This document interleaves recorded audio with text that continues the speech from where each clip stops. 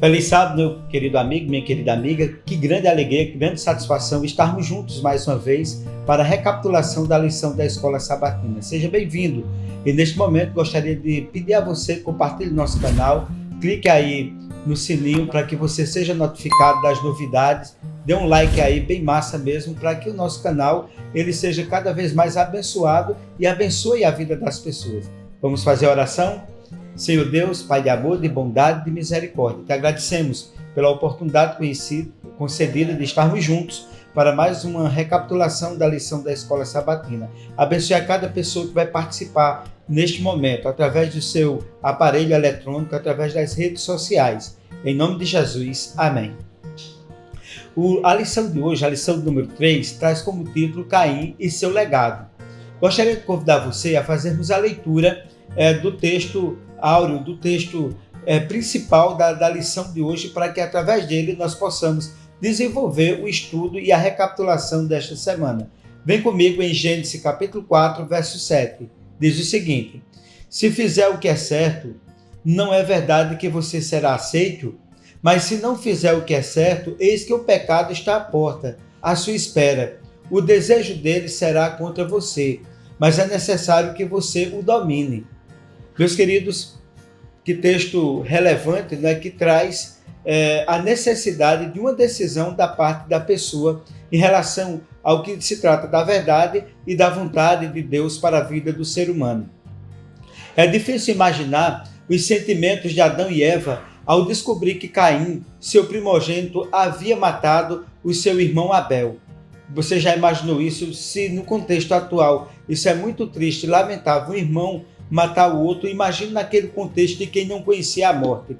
Gênesis 4 nos conta a história do primeiro homicídio da história da Bíblia e da história da humanidade, e da espiral decadência da humanidade, que cada vez mais afundava no pecado, né, através dos descendentes de Caim.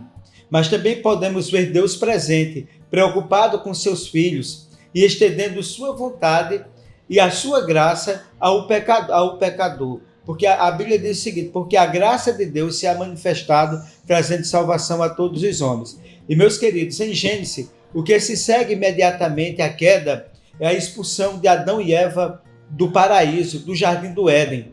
São nascimentos e mortes que, a partir daquele caso fatídico do pecado e da expulsão do jardim, nos é demonstrado, todos em cumprimento às profecias de Deus que estavam contidas nos capítulos anteriores. Gênesis 3 e 4 mostra a maldição da terra e mostra também a expulsão do pecado. Nascimento, morte, maldição da terra e expulsão. Veja que cada vez mais o ser humano aprofundava no pecado e, portanto, a razão desses paralelos é destacar o cumprimento das profecias e predições que Deus fez a Adão e Eva após sua queda.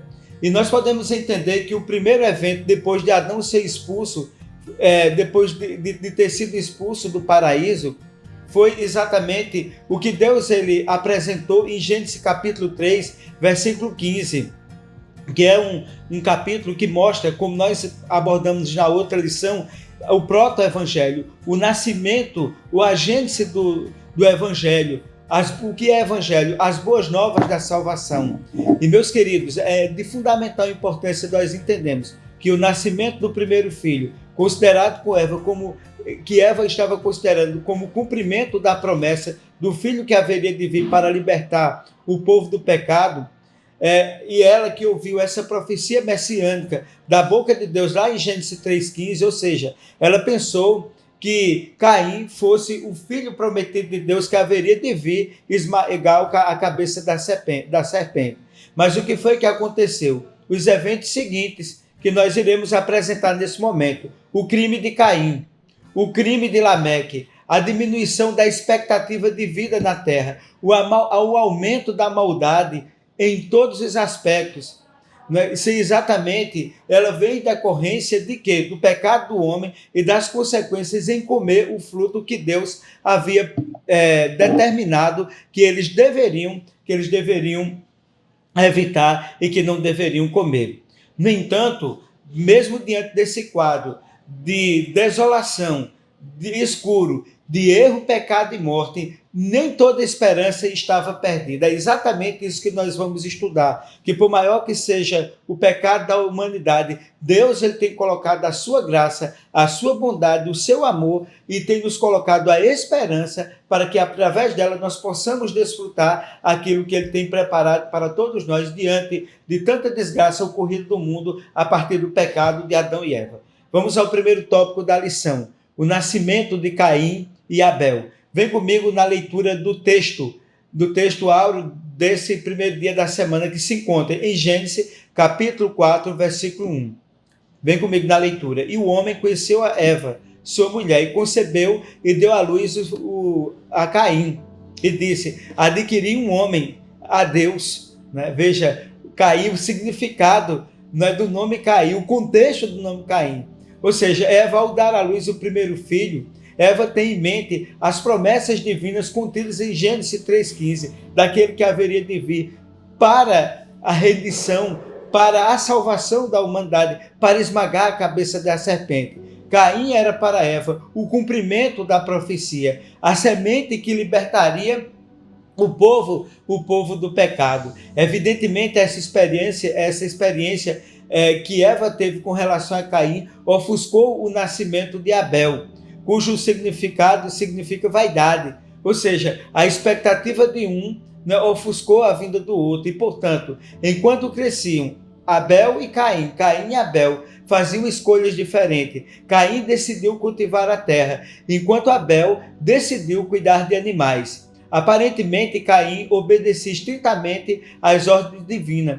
Tudo ia de acordo com as expectativas. Né? Ou seja, a expectativa que se tinha era de Abel ser a semente de Deus, Caim. E o Abel, né, ele teve o seu nascimento ofuscado pelas expectativas que giraram em torno de Caim. Vamos agora à primeira pergunta. Vem comigo na primeira pergunta, o que significa o nascimento de Caim para Eva? Assinale a alternativa correta. Letra A. Caim era para Eva o cumprimento da profecia, a semente que o libertaria do pecado. Letra B. Caim era para Eva o cumprimento da profecia e a semente que traria a maldição da terra. O que você acha que é a resposta correta? Exatamente a letra A. A letra A. Caim era para Eva o cumprimento da profecia, a semente que libertaria do pecado. E o aprofundamento da lição vai nos mostrar que ele frustrou essas expectativas e muito. E no segundo tópico da lição, ele apresenta exatamente o sacrifício de Caim e Abel. Vem comigo na leitura de Gênesis, capítulo 4, versículo 3. Passado algum tempo, Caim trouxe o fruto da terra, uma oferta ao Senhor. Meus queridos, Deus exigia oferenda de animais e vegetais, isso é bem verdade. Isso está claro ali, tanto no livro de Levítico como de Êxodo e aqui no contexto. Cada um tinha o seu significado de rendição e gratidão a Deus. Embora não saibamos o contexto da oferenda dos irmãos, podemos intuir qual foi a razão para a qual Deus não aceitasse uma delas, que foi exatamente o sacrifício de Caim. Por que Deus aceitou o de Abel e não aceitou o de Caim? Essa é a tônica do entendimento desse tópico. Ou seja, enquanto Caim considera sua oferenda como um presente para Deus, Abel entende seu sacrifício como um lembrete de Deus para ele. O lembrete da bondade, do amor, da misericórdia, da gratidão, da graça divina. Meus queridos, Caim quer ser aceito pelo que faz por Deus. Caim significa a salvação pelas obras. Abel quer ser aceito pelo que Deus fez por ele, que exatamente significa a salvação pela fé. Meus queridos, então, nesses dois pontos, aí onde a gente identifica Caim representando a salvação pelas obras e Abel a salvação pela fé. Vamos agora à pergunta desse tópico. Como Caim e Abel consideram suas oferendas? Assinale a alternativa correta. Letra A. Caim considera sua oferenda como um lembrete a Deus. Abel como um presente ao dom de Deus para ele. Veja a letra B. Caim considera sua oferenda como um presente para Deus. Abel como um lembrete do dom de Deus para ele. Meus queridos, qual a resposta correta? Vamos lá, exatamente a letra B. Caim considera sua oferenda como um presente para Deus. Portanto, Abel, um lembrete do dom de Deus para ele. O que é que nós temos feito com aquilo que Deus tem feito em nossa vida? Caim representa aquele que é salvo, quer ser salvo pelas obras, e Abel, aquele que vai ser salvo pela fé. Nós não somos salvos pelas obras, não é pelas obras do homem, porque a Bíblia diz que as nossas obras são como trapos de imundícia, mas nós somos salvos pela graça do nosso Senhor Jesus Cristo, pela fé que nós temos nessa graça insondável, maravilhosa e grandiosa para nós. E é importante, né, nós conhecermos isso, colocarmos isso em prática na nossa vida, e nós somos chamados para isso. Deus nos ama de uma maneira grandiosa e não precisa a gente dar nada a Deus para ser salvo, como Caim, que queria presentear a Deus para adquirir de Deus as bênçãos ou o reconhecimento. Meu querido, nós não precisamos disso. O que nós precisamos é confiar, nos entregar a Deus. Entrega teu caminho ao Senhor, confia nele e o mais ele fará. Vamos agora ao tópico de número 3, o conselho de Deus. Eu convido você à leitura de Gênesis. Vamos ler Gênesis capítulo 4, versículo 7. Vem comigo na leitura. Se você fizer o bem, não será aceito, mas se não o fizer, saiba que o pecado o ameaça à porta. Ele deseja conquistá-lo, mas você deve dominá-lo. Olha que coisa maravilhosa que nós podemos, através do Espírito Santo na nossa vida, controlar o pecado.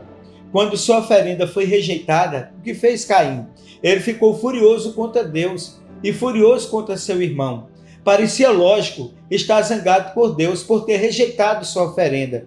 Mas por que ficar com raiva do seu irmão? Porque assim, quando nós servimos a Deus, né, parece que as pessoas, tem gente que não gosta que a gente sirva a Deus. Como Caim não podia se vingar de Deus, ele se vingou de quem? Ele se vingou exatamente de Abel. E diante dessa raiva, desse ódio, né, de Caim, Deus se aproxima dele com afeto. Seu conselho visa evitar que cometa erros, incentivá-los a fazer escolhas certas. Ele convida a fazer o bem e fazer a coisa certa. Pode contar com a aceitação divina, mas deve aceitar os termos de Deus, não os seus, né? Ajudá-lo. Deus quer nos ajudar quando nós erramos, mas muitas vezes o propósito do nosso coração se distancia da vontade de Deus, do plano de Deus em nos ajudar, em nos orientar.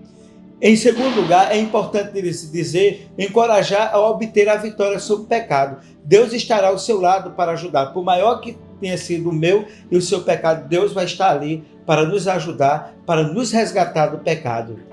E meus queridos, qual deve ser a nossa decisão diante de tudo isso? Vamos agora ao tópico número 3. O que aconteceu quando Caim sentiu que sua oferenda não foi aceita por Deus? Assinale a alternativa correta. Letra A. Caim ficou furioso contra Deus e seu irmão. Letra B. Caim passou a adorar a Deus e seu irmão. O que é aí que vocês acham que é a resposta correta? Exatamente a letra A. Caim ficou furioso contra Deus e, em consequência, Caim também ficou furioso contra seu irmão. Como ele não podia se vingar de Deus, ele acabou tirando a vida do seu próprio irmão. Vamos agora ao tópico de número 4. O tópico número 4 tem como tema principal o castigo de Deus. Vamos agora fazer a leitura de Gênesis capítulo 4, versículo 12.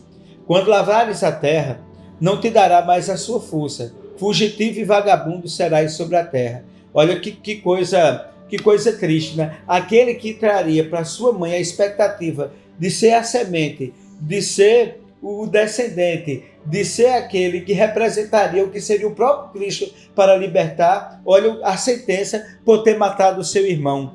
Né? Quando lavares a terra, não dará mais a sua força, não te dará mais a sua força. Fugitivo e vagabundo serás no mundo. Meus queridos, depois de ter matado seu irmão, Deus se aproximou de Caim com uma pergunta semelhante àquela pergunta que Deus fez a Adão. Onde está Abel, o teu irmão? Lembra-se que Deus perguntou também para Adão onde estás? E Deus tem nos perguntado também aonde nós estamos. O que nós temos feito quando Deus nos procura? Nós temos rejeitado, nós temos nos afastado, nós temos nos escondido, mas desta vez não houve reconhecimento do pecado, nem mesmo uma tentativa de justificar isso. Simplesmente ele foge da pergunta, desafiando a Deus abertamente. Em resposta, Deus colocou sobre Caim a maldição na terra, que havia bebido o sangue do seu irmão. Caim tinha escolhido viver longe de Deus, e assim ele também foi condenado a uma vida errante. Veja que contrassenso, né? Infelizmente, para Caim veio essa sentença. Embora não haja arrependimento, Caim está ciente de que viver longe de Deus leva à morte. Mas Deus, em sua infinita misericórdia, bondade e amor, ainda se importa com os pecadores, quando ele coloca sobre Caim que ele não deveria ser vingado à sua morte. Porque Deus ama o ser humano apesar do seu pecado, e Deus quer nos dar uma oportunidade. Veja como é interessante isso, porque 7 vezes Caim será castigado, mas Lameque 70 vezes 7. Então o que é que aconteceria? O pecado de Caim se afastou tanto de Deus que a maldição, infelizmente, foi de geração em geração. Né? O pecado foi se avolumando de uma maneira, infelizmente, muito intensa em Caim, e principalmente depois de seus descendentes. É só nós verificarmos o que é que diz Gênesis 4, capítulo 4, verso 24, como nós mostramos. Ou seja, os descendentes de Caim foram se degenerando de geração em geração. Lameque, 7º depois de Adão, é um exemplo disso. Se a gente observar, Caim ele era monogâmico. Ele ocultou o seu pecado, pede misericórdia, 7 vezes vingado por Deus. Mas, portanto, veja o que acontece já com o seu descendente Lameque. Ele é poligâmico, se jacta do seu pecado, se orgulha do seu pecado, não quer misericórdia e crê merecer uma vingança. Veja como o pecado entre Caim e Lameque, o seu descendente, ele vai se avolumando. E hoje o pecado está num tamanho terrível sobre a terra. Vamos agora à recapitulação desse tópico através da pergunta número 4. Vem comigo na leitura, porque o que aconteceu com os descendentes de Caim? Assinale a alternativa correta. Letra A. Os descendentes de Caim procuraram se aproximar de Deus de geração em geração. Letra B. Os descendentes de Caim foram degenerando de geração em geração. Qual a resposta correta? Exatamente a letra B. Como nós analisamos, o pecado foi se avolumando de forma grandiosa, né, na família de Caim, de geração em geração. Meus queridos, vamos agora ao último tópico. Vamos continuar aqui estudando. Esse assunto é importante para nós sabermos, né, o pecado, as consequências do pecado, né, dos filhos de Adão e Eva, e que isso se respinga naturalmente sobre cada um de nós. Os filhos de Deus. Em Gênesis 4, versículo 26, diz o seguinte: E Sete também nasceu um filho, e chamou o seu nome Enos. Então começou Enos a invocar o nome do Senhor. Enquanto os descendentes de Caim se desviaram, foi-se aumentando cada vez mais o seu pecado, né? Já do outro descendente de Adão, de Sete, né? O que é que aconteceu? Foi se restaurando a vontade de Deus, foi se restaurando a verdade de Deus, foi se restaurando a comunhão com Deus. E foi ali em Enos que se começou a invocar o nome do Senhor.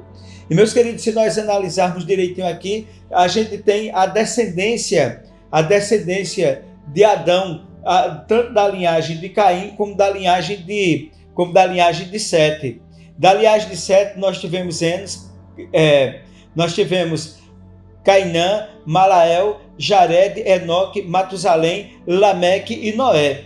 Já da descendência de Caim, nós tivemos o quê? Caim, Enoque, Irade, Mejuael, Metusael, Lameque, Jabal, Jubal e Tubal-Caim. O que nós temos? Uns foram morar nos montes, os descendentes de Sete viveram uma vida simples e rústica, e os outros moravam nas campinas embaixo, onde eles começavam a construir instrumentos musicais, fazer uma série de coisas, viver uma vida muito mais materialista. E os descendentes de Sete buscaram estar no monte, uma vida mais rústica, mais próxima de Deus. Resultado de quando os filhos de Sete desceram para se encontrar com os descendentes de Caim, foi aí que houve a corrupção geral do gênero humano. E o que é que nós poderíamos dizer? Eva expressou sua fé de que o libertador prometido viria através de Sete. Né? Estava agora ali em Gênesis 4:25, considerando a frustração com seu filho Caim. A semente messiânica seria transmitida da linhagem setista, ou seja, a semente messiânica ela viria de Sete e não de Caim. E nesse sentido, a partir de Enos, houve uma clara diferenciação entre os descendentes de Sete, filhos e filhas de Deus, e os descendentes de Caim, filhas e filhos do homem, como está escrito ali em Gênesis capítulo 6, versículo 1 e 2. Enquanto a linhagem de Caim crescia cada vez mais longe de Deus, a de Sete buscava-se aproximar cada vez mais de Deus. Como Lameque, Enoque foi o sétimo depois de Adão, mas que contraste entre a experiência dos dois primos. Um seguiu os caminhos do mal, o caminho do erro, e o outro seguiu o caminho do bem. E exatamente os descendentes de Sete é exatamente que vai exatamente nos encontrar no futuro ali Noé e seus 3 filhos, Sem, Cã e Jafé, né, que vão entrar na arca, o tema que nós iremos aprofundar em outra lição. Portanto, como filhos e filhas de Deus, vamos imitar Enoque. A Bíblia diz que Enoque também, né, era descendente de Sete, veio da linhagem de Sete, como nós já mostramos. Né? Enoque, a Bíblia diz que Enoque andou com Deus. Que coisa maravilhosa! E Enoque foi o primeiro humano a ser arrebatado vivo para o céu. E de Enoque veio exatamente a descendência. Enoque, Matusalém, Lameque e então Noé. Então, o que é que nós podemos observar aí? Que nós podemos transmitir para os nossos filhos, para os nossos queridos, o nosso exemplo, o nosso amor, a nossa oração, o nosso cuidado, para que a nossa descendência possa ser próspera nessa terra. Deus quer nos abençoar, como abençoou a família de Sete, como abençoou essa linhagem maravilhosa que foi a preservação da matriz para preservar a raça humana do dilúvio. Vamos agora à quinta e última pergunta. De onde deveria vir a semente messiânica? Assinale a alternativa correta. Letra A. A semente messiânica seria transmitida da linhagem de Sete. Letra B. A semente messiânica seria transmitida da linhagem de Caim. E aí, qual a resposta correta? Exatamente a letra A. Foi da semente de Sete que veio a linhagem messiânica. Infelizmente, não da família de Caim. A família de Caim foi toda destruída com o dilúvio. Lamentável. Meus queridos, nós estudamos a história de Caim. Caim, ele saiu dos caminhos de Deus. Caim foi o primeiro homicida da história da humanidade. Os descendentes de Caim se multiplicou o pecado na terra. Mas foi nos descendentes de Sete que Deus encontrou a linhagem que poderia preservar a matriz humana, para que assim ele tivesse representantes nesse mundo. Que nós possamos estar nas mãos de Deus, para que nós não sejamos descendentes de Caim, mas sejamos descendentes de Sete, no exemplo, na busca, na vontade e no reconhecimento. Que Deus continue nos abençoando sempre. Eu convido você agora a fazermos a oração final. Senhor Deus, Pai de amor, de bondade e misericórdia, te agradecemos por mais uma oportunidade de estarmos juntos para exatamente nós tratarmos de uma lição tão importante que nos chama a atenção para o desvirtuamento, para a multiplicação do pecado através de Caim. Mas te agradecemos que ao a Bíblia apresentar o pecado de Caim, apresenta também a linhagem de Sete, que é a preservação da matriz da humanidade. E nós te agradecemos porque, por maior que seja o pecado do homem, tu vais em busca do homem para salvá-lo. Te agradecemos por mais uma recapitulação da lição. Te pedimos a bênção sobre essas pessoas que estão acompanhando. Em nome de Jesus. Amém.